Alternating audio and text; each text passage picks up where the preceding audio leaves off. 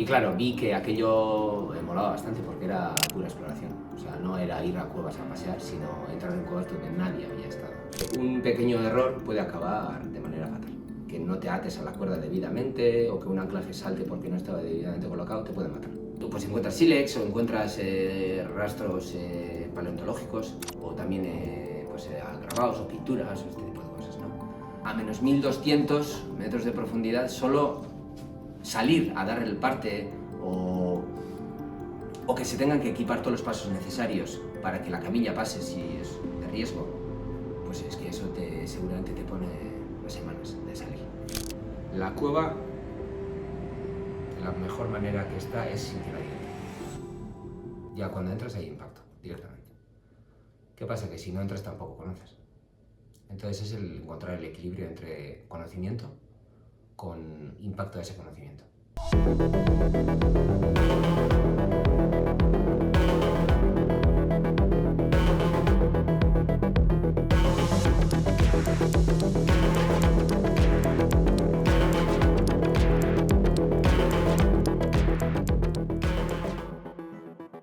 Buenas, hoy estamos con Josu para hablar sobre la espeleología. Y bueno, ¿qué tal? Lo primero. Bien, buenos días. A ver, vamos a empezar por tus inicios. ¿Cómo comenzaste con la espeleología o interesándote por la espeleología? Pues la verdad es que a mí no me interesaba la espeleología. Curiosamente, empecé en el 2010 o así, pero porque mi hermano empezó. A mí las cuevas no me daban miedo, de hecho. Y estaban llenas de barro, de bichos, y no era nada atractivo. Pero curiosamente, mi hermano empezó con el club de espeleo de Guernica, ADES Espeleología Elkartea, y bueno, pues en una de las salidas yo también fui. Y claro, vi que aquello me molaba bastante porque era pura exploración. O sea, no era ir a cuevas a pasear, sino entrar en cuevas donde nadie había estado. Y, ostras, eso marca mucho la diferencia. Y al final era un equipo bien formado, con unos objetivos muy determinados, y la idea era pasárselo bien, pero cumplir con esos objetivos. Que bien podía ser topografiar unas galerías no conocidas o hacer una escalada dentro de una sima o bueno, ese tipo de cosas. Y claro, eso ya realmente cambió todo. Y bueno, de ahí pues ya ininterrumpidamente hasta el día de hoy. ¿Y cuáles son los objetivos que hay que hacer, que has comentado algunas? ¿Para qué sirven? Yo creo que el origen de todo esto es un poco pensar que la espeleología es una actividad deportiva. Y realmente no es. Tiene un componente físico, de exigencia física, actividad física, tiene mucho de eso, pero realmente el objetivo de la espeleo es el estudio del subterráneo, en toda su extensión. Bien puede ser geológicamente, su morfología, caudales, aguas, puede ser fauna, puede ser arqueología, puede ser muchas cosas. Entonces, dentro de la espeleo hay, digamos que muchas líneas y algunas personas prefieren una serie de topics que otras. Hay poca gente que abarque todas, muy poca gente. Y ¿Vosotros en cuál os centráis? bueno, los clubes de espeleo realmente se centran en todas ellas, porque no son, o sea, hay gente de diferentes aptitudes dentro de un club de espeleo. Algunos tienen más sensibilidad para para temas paleontológicos, de encontrar huesos o temas de arte parietal. Evidentemente eso es algo protegido y por lo tanto, pues bueno, tiene una serie de protocolos de cara a la administración, pero luego muchos de nosotros igual preferimos más un poco la exploración, ¿no? ¿Tú en concreto estás Yo soy centrado más de a exploración. descubrir las cuevas un poco, ¿no? Sí, la idea es eso, la idea es al final ir más allá del conocimiento preexistente en esa zona. Decir, joder, vamos a este monte, sabemos que en superficie no hay ríos porque todo se filtra al subterráneo y tratar de entender qué ocurre y de hecho entrar en esos sistemas de agua hídricos que hay, explorarlos, cartografiarlos, fotografiar todo. Y por supuesto, pues bueno, también escalar y muchos componentes que la montaña tiene, pues también están en la espeleo. Y en cuanto a equipación que utilizáis, o sea, cambia mucho de la equipación que se utiliza en una escalada en montaña abierta, vamos a decir, o fuera, por la parte de fuera, o... Sí, bueno, no tiene nada que ver. De hecho, es como la espeleo no anda tanta gente, ¿no? ¿Por qué? Porque el nivel de cualificación que necesitas para entrar abajo es, digamos, elevado. Hay varias componentes, ¿eh? Una de ellas es que un pequeño error puede acabar de manera fatal. O sea, que no te ates a la cuerda debidamente o que un anclaje salte porque no estaba debidamente colocado, te puede matar. Entonces, los errores se pagan muy caros. Por otro lado está el tema de que si hay un accidente, tampoco hay un rescate. Y si lo hay, será al cabo de días, quizá. Hay que ¿vale? preparar bien el rescate, ¿no? Sí, el rescate es otro mundo completamente diferente. Entonces, también está eso. Y luego los clubes de espeleo son muy, muy garantistas en ese sentido. Y es que si viene una persona a la cima, previamente se le da formación en exterior, en canteras o en montaña o lo que sea, para utilizar correctamente todo el material que necesita para entrar. Arnés de pecho, arnés de cintura, ropa adecuada, etc. Al final, una vez que estés ahí dentro, cada uno tiene que ser autosuficiente.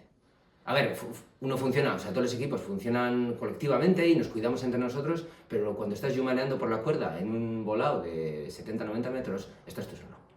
Y si pasa algo, es difícil que te ayuden.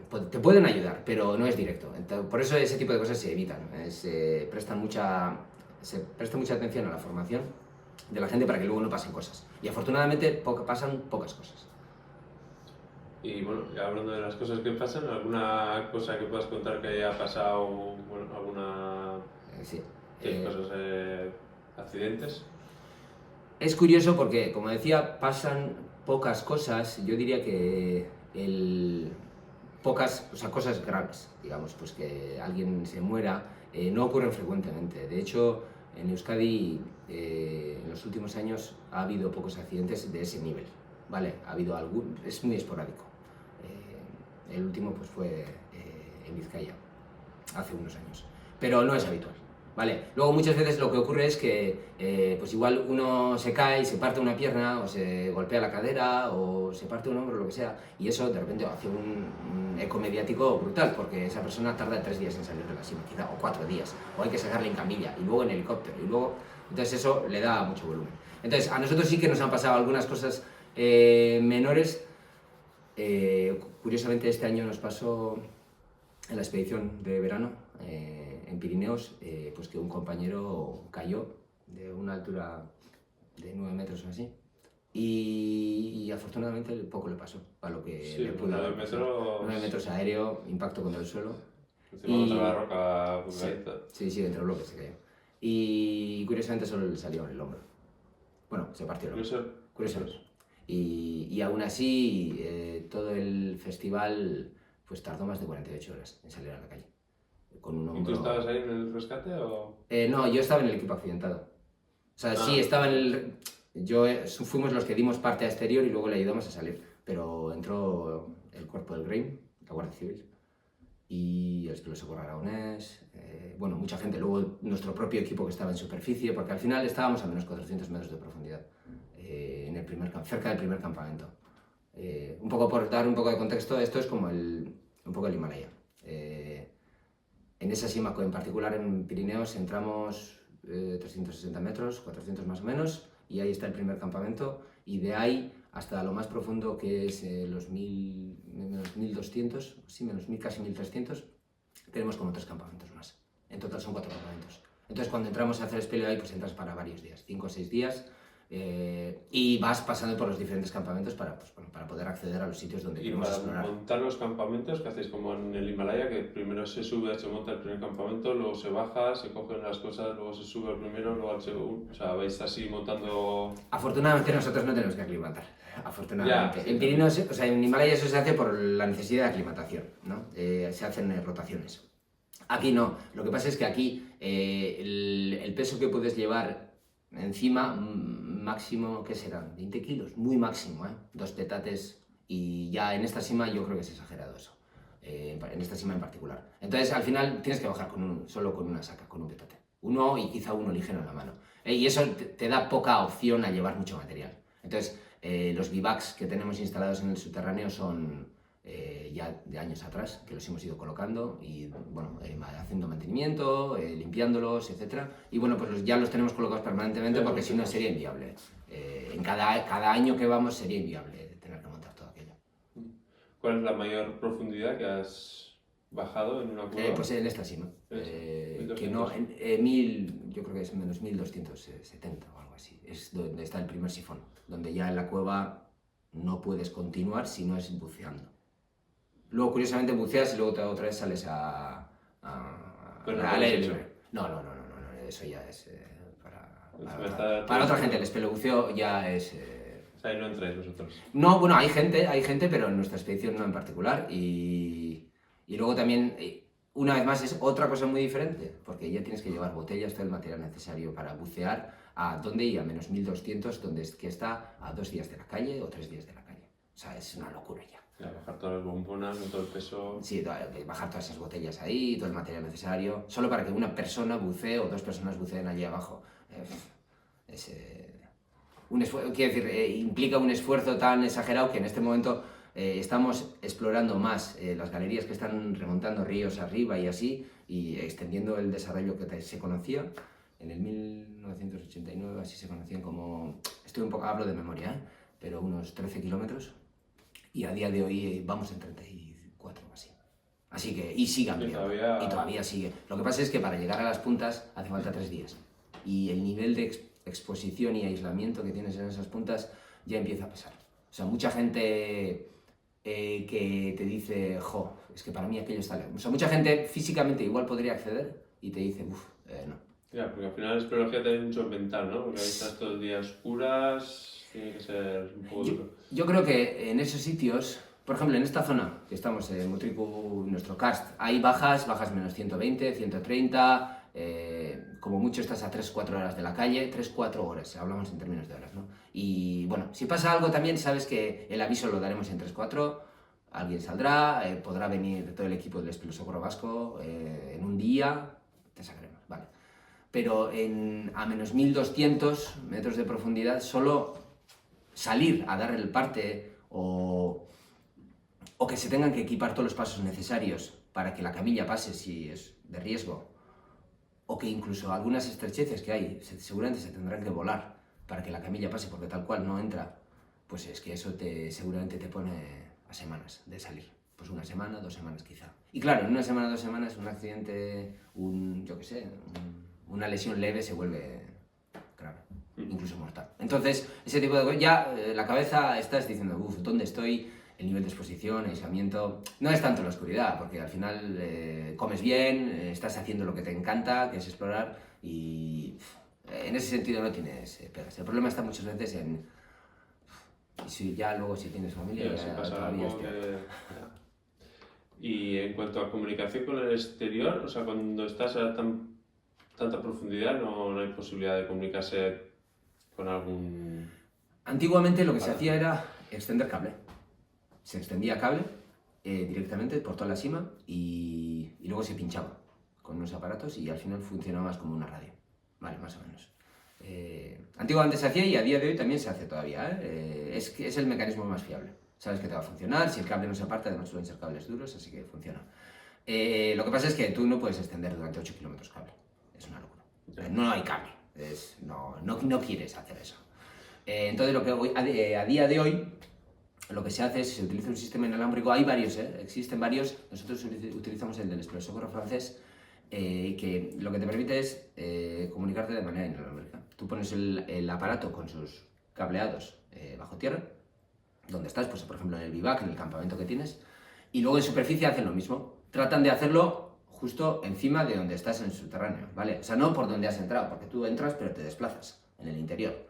Entonces se trata de encontrar la ubicación en superficie que coincide con la ubicación en interior, la vertical. Y bueno, más o menos, luego hay razones geológicas para cambiarlo, pero bueno, y es así como se hace la comunicación. Y bueno, hasta 400 metros sí que funciona, de grosor, de la capa, ¿vale? Yeah. Uno puede entrar a menos 1200, pero respecto a superficie no hay 1200, pues porque vas bajando el desnivel. Entonces, pues en este caso la punta está pues 400-500 metros por debajo de la superficie. Y ahí sí que comunicamos, incluso cuando estamos en los bivacs tenemos protocolo de comunicación. Todas las mañanas, todas las tardes, se trata de comunicar, dar parte, meteo sobre todo, para la gente, si cae una tromba fuerte abajo, qué implicaciones puede tener, temas de seguridad, en este caso que te digo que tuvimos el susto ese, fue gracias a la comunicación prevista que teníamos a las 10:30 de la noche. Pues llegamos 10 y cuarto al campamento, justos para comunicar, para avisar que habíamos tenido un accidente y que por favor arrancasen con lo que tocaba. Sí. ¿Y experiencias buenas que has tenido en cuevas, cosas que habéis descubierto que, bueno, que lo que más recuerdas, lo que más te ha fascinado? ¿Cuál sería? Es curioso, a mí siempre la gente en el bar antes de entrar a la cueva siempre nos dice, pero ahí abajo ¿qué encontráis? Y le digo, piedras, agua y barro, ¿no? Pero de vez en cuando también encuentras otras cosas. Lo que pasa es que a un espeleo explorador lo que le mola encontrar realmente es más cueva. Que haya conductos de kilómetros y que tires y que amplíes esa red. Entonces sí que ocurre a veces que estás tratando de hacer una conexión o tratando de pinchar un agujero que sabes que está ahí abajo pero no lo conoces, pero todas las intuiciones te dicen que está ahí, entonces pues haces una escalada y cuando pinchas es el subidón, es lo mejor que hay. Para un espeleo es cuando te tiemblan las piernas y empiezas a gritar que habéis pinchado. Pinchar es conectar. O que cuando haces un paso estás desobstruyendo, rompiendo o excavando barro porque hay una gatera que no consigues pasar y en una de estas pasas y al otro lado hay un galerión y tiras que puedes correr. Eso es lo más.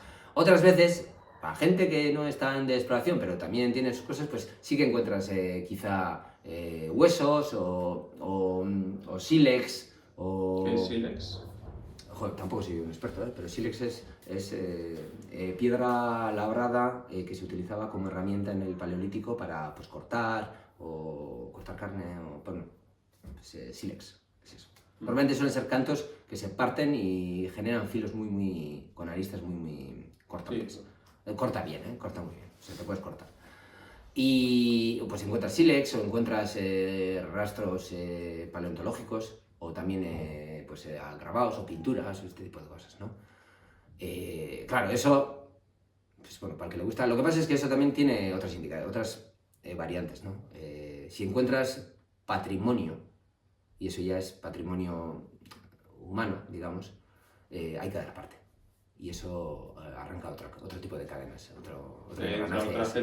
entra ya, hay que dar parte a la administración, hay que dar parte a gente especializada, arqueólogos, paleontólogos, para que nosotros lo único que podemos hacer es decir, parece que aquí hay algo, no toquemos, que venga gente que sabe. Y ya eso tiene otras complicaciones que, bueno, a veces salen súper bien y hay colaboraciones con los paleontólogos o arqueólogos o lo que fuera, y otras veces pues las situaciones se vuelven un poco más tensas, ¿no? Al final nosotros lo que queremos es seguir explorando la cueva, entonces, claro, pero también quizá puedas poner en riesgo el yacimiento que hay ahí. Claro, entonces, si se encuentra algo es para vuestra exploración, ¿no? Sí, entonces, bueno, pues... Pero bueno, lo que te decía, en el grupo a veces hay gente con más sensibilidad a ese tipo de cosas, entonces pues es cuando dices, vale, que ellos lleven esto, claramente. ¿Y alguna anécdota así que se te ocurra, la que más te ha marcado? Anécdotas, la verdad es que ocurren... Me imagino que habrá 1000 ahí, porque... Normalmente es como tú cuando entras a la cueva, dejas la superficie fuera, estáis los que estáis, con el objetivo que tenéis, con la comida que lleváis, y vamos a pasárnoslo bien, etc. Entonces, claro, ahí... con que te falte una broca para hacer el agujero que había que hacer y no lo has cogido, o se te ha olvidado la cuerda fuera, o nos hemos quedado sin comida, o lo que sea, siempre va el plan del traste, totalmente, ¿no? Me acuerdo una vez que nos ocurrió así bastante chulo, fuimos con unos amigos a Burgos, a una cueva que tienen ellos. Bueno, aquella cueva curiosamente tiene casi 100 kilómetros a día de hoy. Y fuimos a echarles una mano, a pasarlo, simplemente. Es muy habitual además en el País Vasco pues colaborar, que te inviten, vayas, echas una mano. Y fuimos y curiosamente habían dado lluvia en exterior y el nivel del río por el que bajamos subió. Curiosamente este río era un río bastante horizontal y en un momento dado pues tenía un salto pues de unos 30 metros así. Vale, entonces pues, con cuerdas, rapelas y ya está. Conocido, un sitio conocido. Íbamos a hacer una tarea, no me acuerdo concretamente cuál. Bueno, pues fuimos y cuando estábamos en la parte inferior, en un momento dado, uno del equipo se dio cuenta que el nivel del agua había subido como 1 metro o algo así, o sea... Entonces empezamos todos un poco corriendo hacia atrás a ver qué estaba pasando y donde aquel sitio donde bajábamos esos 30 metros, pues había una cascada enorme. O sea, ni se veía la cuerda por donde habíamos bajado. Y pues ahí nos quedamos. Y dijimos, bueno, pues aislamiento. Nos recogimos, fuimos a un sitio en altura, que no hay problemas de que nos ahoguemos, ¿eh? No, tiene un volumen enorme. Y ahí estuvimos hasta que bajó el agua. ¿Cuánto tiempo? Hasta el día siguiente. Un día. Tardamos, sí, unas horas, sí, salimos al día siguiente. Pero para entonces ya se había activado el socorro, automáticamente. Por retraso, uno de los familiares dio parte al 112 y automáticamente hay protocolo de protección civil que pone en marcha el Espelo Socorro Vasco, etc. Y ya no se habían movilizado, pero ya estaban en prealerta. Así que... ¿Tú eres parte también del Espelo Socorro? Sí, al final sí que lo soy, desde, no sé, 2012 o así, 2013. ¿Y has tenido que ir a algún aviso? ¿Tú, que te toque a ti, que te rescaten o rescaten a algún compañero tuyo? ¿Has tenido que... Sí que he recibido avisos, bueno, hemos recibido todos porque nos llega por vía mensaje, pero no he tenido que intervenir, afortunadamente. No he tenido que intervenir en algún caso porque la persona en cuestión estaba fallecida, entonces no hacíamos falta. En otros casos porque eran cuestiones menores, entonces pues bueno, el equipo mínimo que estaba en Boca pudo sacarles. En Euskadi es difícil que haya rescates de mucha profundidad. Puede pasar, pero no es habitual. Y sí, somos del Espelo Socorro Vasco, sobre todo sí que hacemos mucho hincapié en formación. Entonces todos los años hay una serie de cursos que impartimos. También simulacro anual. Hacemos un simulacro de evacuación en camilla desde profundidad, desde unos 200 o algo así, y que implica toda la noche, con diferentes equipos. Y bueno, la idea es evacuar la camilla, pues sobre todo en sitios muy volados, donde haya que contrapesar y este tipo de cosas. Pero bueno, casi es una forma de invertir en nuestro propio rescate. No hay nadie que te vaya a rescatar si no es el Espelo Socorro Vasco en Euskadi. En Aragón, el aragonés, o en Madrid, pues el madrileño. Y si es de gran envergadura, todos. Todos los alcaldes. ¿Ha habido casos que se han juntado todos o muchos? Sí que, por ejemplo, hace 4 años o así, en Larra, en el Pirineo Vasco, hubo un accidente en una sima que estaban explorando una amalgama de franceses y españoles, y tuvieron un accidente bastante serio, a menos 400 o así también. Y ahí sí que intervino el Espelo Socorro francés, vino, porque ellos eran franceses y dieron parte a Francia, y vino el Espelo Socorro francés. Y luego también entró el GREIM, la Guardia Civil. Y no sé si alguno más también, ¿vale? O sea, es lo de siempre, conforme más gente hace falta, más gente necesitas, porque una vez que un rescatista entra ahí abajo, daos cuenta que en Larra, por ejemplo, hay 4 grados ahí abajo. ¿Cuántas horas puede aguantar una persona a esa profundidad rescatando? 12 horas y se revienta. Entonces hacen falta relevos.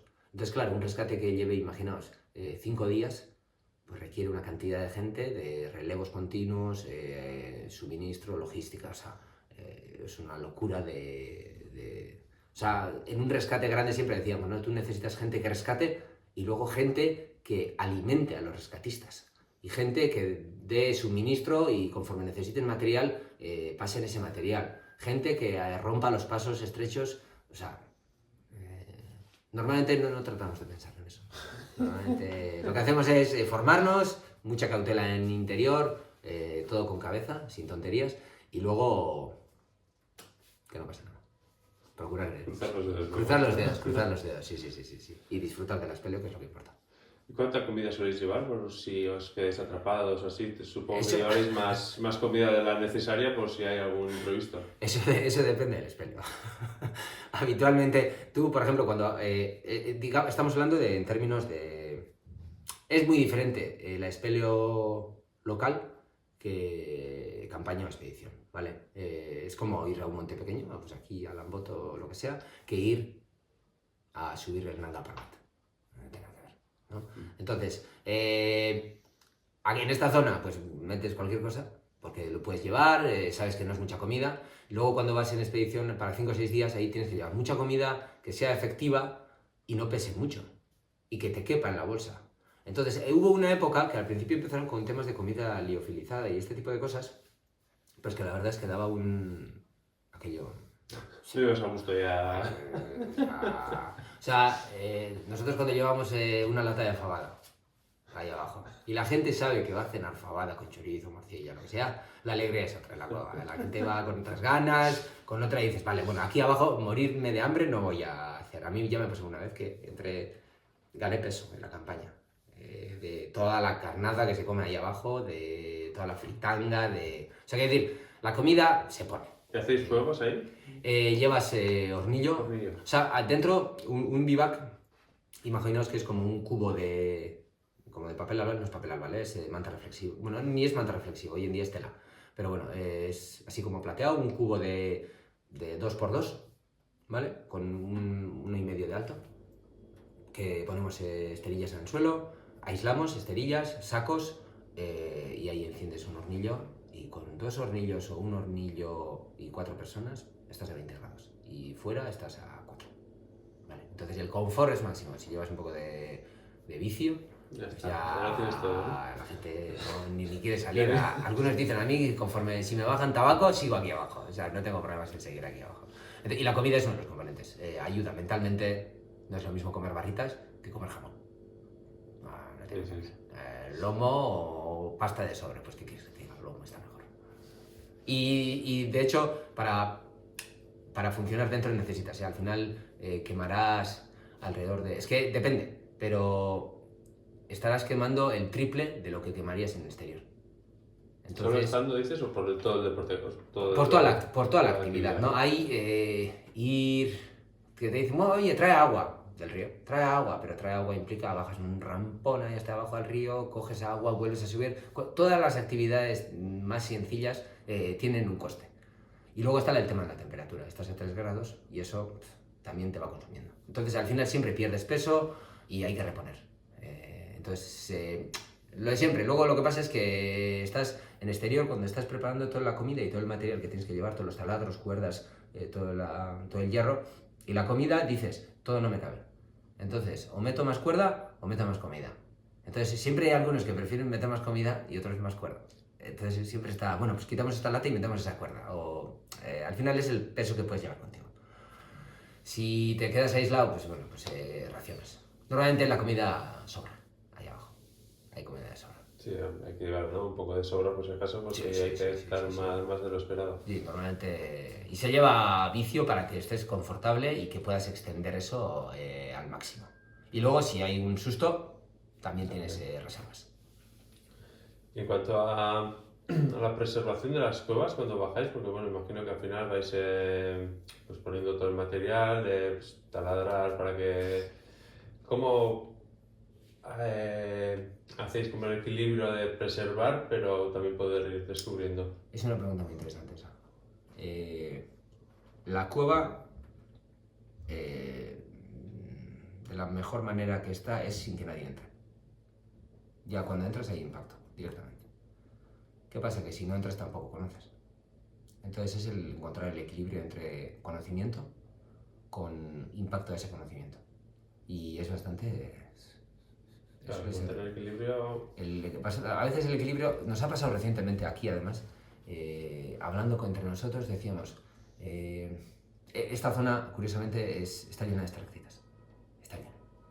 De todo tipo, de estalactitas, excéntricas. Una burrada, ¿no? Y claro, de repente pasa que hay una galería y que ves que continúa, pero hay 4 estalactitas en medio que no te dejan pasar. Y claro, dices, las parto y sigo para saber si continúa o las dejo tal cual y bueno, pues ahí está. Si alguien en el futuro se puede teletransportar al otro lado, pues que se teletransporte, ¿no? Y ese tipo de cosas, ese tipo de dilemas pasan. Normalmente procuras no Romper lo mínimo. No romper, romper lo mínimo o que lo que rompas sea pura piedra o que sea algo que no tenga un valor tan... No vas a pasar por encima de un esqueleto, de un bisonte o de un oso porque hay una galera, el otro, oye, hay prioridades. ¿No? Entonces, encontrar ese equilibrio, lo que pasa es que cada uno también tiene su tipo de su sensibilidad en cuanto a la temática. Entonces, suele ser bastante difícil, es una pregunta bastante chunga. Sí, porque lo que has dicho antes también de los rescates, que a veces tenéis que ir ahí ya, bueno, imagino que, que el equilibrio pues, pasará más al de la salvación que de la preservación, ¿no? Ahí no hay equilibrio, es sin contemplaciones. Además, el equipo rescatista que entra, seguramente entra a un sitio donde no conoce y prioridad, sacar al tío vivo. Sí, bueno, se rompe lo que haga falta. Tal vez normal, ¿no? Al final ya cuando está la vida de alguien en juego, pues al final las prioridades cambian también. Sí. A ver, si dices, no, has entrado con tus... Sí. No, con las consecuencias, ¿no? Pero claro, también, pero que tampoco las vas a dejar morir. Sí, bueno, son los dilemas habituales, ¿no? Sí, se rompe con todo. Se arrasa con todo. Sí. Sí, y es una pena, ¿eh? Siempre que haya un rescate en una sima, ya te queda todo clavado. Y, a ver, importante decir, los anclajes que utilizamos nosotros antes se utilizaban speed, que es un anclaje que es como un taco de hierro que se perfora la pared, se mete, se expande, entonces se queda a ras de pared, se ve un hueco con una rosca y ahí puedes meter la chapa con un tornillo. Entonces luego retirabas y se quedaba el bloqueador ese, se quedaba en la pared, pero al ras, o sea, se quedaba dentro.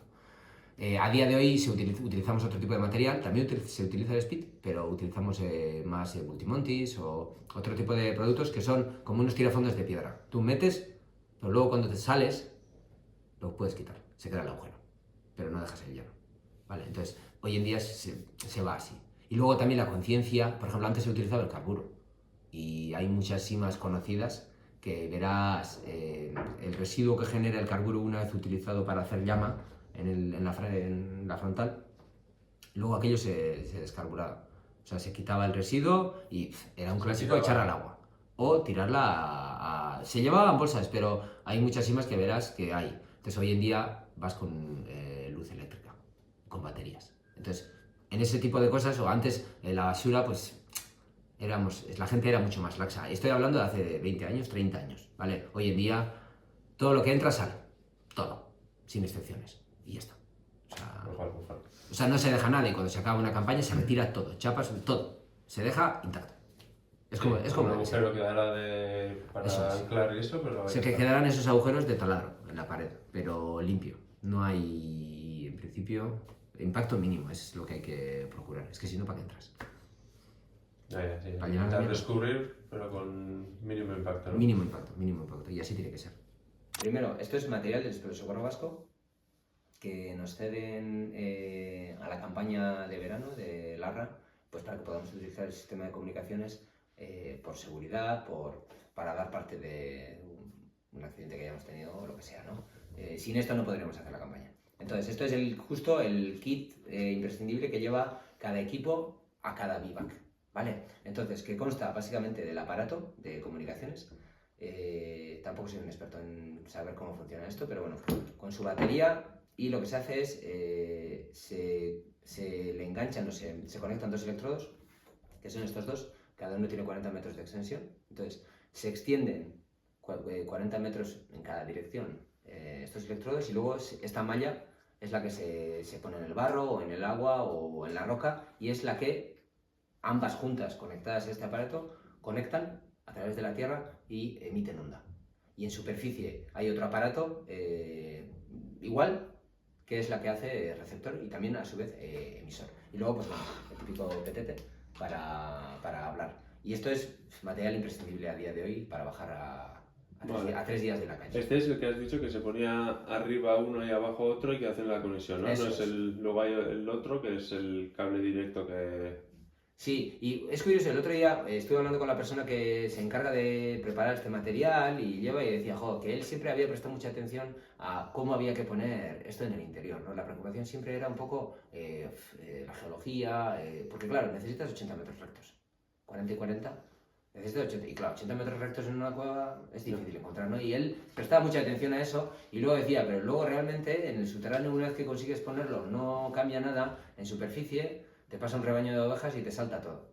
Entonces, al final, en interior esto lo colocamos y se deja fijo, en superficie, lo colocamos y muchas veces se recoge parte, o bueno, hay que poner a cubierto, no va a ser que ese rebaño de ovejas pase y Claro, queda más expuesto, ¿no? Abajo por lo menos ya una vez que lo pongas, eso ya no se va a ninguna parte. Sí, de hecho, actualmente algunas antenas las tenemos puestas ya de varios años. O sea, se queda colocado en interior. En superficie no. Y además es material muy sensible, que no se vende en una plataforma online. ¿La batería cuánto suele aguantar? Pues eso sí que se tendrá que reemplazar. Antes andábamos con pilas, 8 pilas, pero ahora hemos pasado a baterías, pesan bastante, pero son bastante efectivas. El año pasado, cuando tuvimos el accidente, con una batería fue suficiente. En el límite, pero casi aguantó semana y media la batería, con comunicaciones cortas. Esto no sé, o sea, las conversaciones no son muy... son para lo que son, ¿no? Son para lo que son. Un poco de jaja, pero poquito, sí. Y bueno, es esto. Material muy frágil, pero bueno, imprescindible en una expedición. Vamos acabando ya con las típicas preguntas que hacemos a todos, las preguntas de SurMonkey. El primero es ¿qué tipo de impacto o legado te gustaría dejar en el mundo? Preguntas gruesas, hacéis en SurMonkey. Speleo, hemos dicho, es conocimiento, es generar conocimiento. Pues eso, sobre todo en nuestra zona. Generar conocimiento en Pirineos está guay, también Pirineos de alguna manera lo sentimos parte. Los vascos, Pirineos es como parte de lo nuestro, ¿no? Pero sobre todo en nuestra zona, en el club de Speleo Gurumendi, del que soy parte, explora en Mutriku, en el CARS de Arno. Entonces, cuanto más conozcamos cómo funciona ese sistema kárstico con sus diferentes colectores, sus diferentes afluentes subterráneos y cómo todo eso drena al río Deva, si somos capaces de explorar eso, topografiarlo y publicarlo, para mí yo estoy satisfecho. Para mí, yo estoy satisfecho con eso. En mi tierra, hacer eso. Vamos con la segunda. Bueno, esto es más de los productos que solemos utilizar nosotros. ¿Qué te suele gustar a ti utilizar qué complemento te gusta utilizar en la cabeza? Si utilizas gorra... Gorro de invierno. El gorrito. ¿Eso para la espeleología? Sí, de hecho en Speleo siempre utilizamos gorrito, entonces el gorrito de SurMonkey. ¿Y luego en la calle? En la calle, visera. En verano, aquí últimamente con la chicharrada que está metiendo, visera. ¿Sabes más, no? Joder, sí, hace falta cubrirse la cabeza. Vale. Pues muchas gracias por atendernos, ha sido un placer. Es que ricasco. Hasta la próxima.